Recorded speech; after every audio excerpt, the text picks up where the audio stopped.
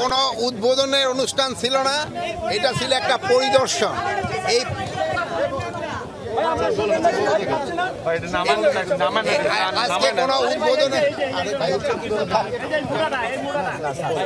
আজকে কোনো উদ্বোধনের অনুষ্ঠান ছিল না, এটা ছিল একটা পরিদর্শন। আপনারা জানেন যে কৃষি মন্ত্রণালয়ের অধীনে শাক সবজি ফল মূল এখান থেকে এক্সপোর্ট করা হয়। এটা কিভাবে এক্সপোর্ট করা হয় ওইগুলি দেখা। আপনারা জানেন কিছুদিন আগে এনবিআর একটু সমস্যা ছিল, ওই সমস্যায় আমাদের কিছু পরিমাণ সবজি বিদেশে এক্সপোর্ট করতে আমাদের ডিফিকাল্ট হয়েছিল এবং কিছু ফলমূলও এক্সপোর্ট করতে আমাদের সমস্যা হয়েছিল। এবং ওই সময় আমাদের যে বিজনেসম্যান যারা ছিল তারা কিছুটা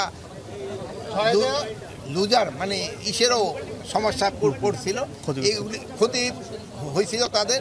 এগুলি এখানে দেখা, প্লাস আমাদের যে অপোজিটে যে একটা কোল্ড স্টোরেজ আছে, এই কোল্ড স্টোরেজটা আরও বড় করতে হবে, যেহেতু আমাদের এক্সপোর্ট আগের থেকে বেড়ে গেছে।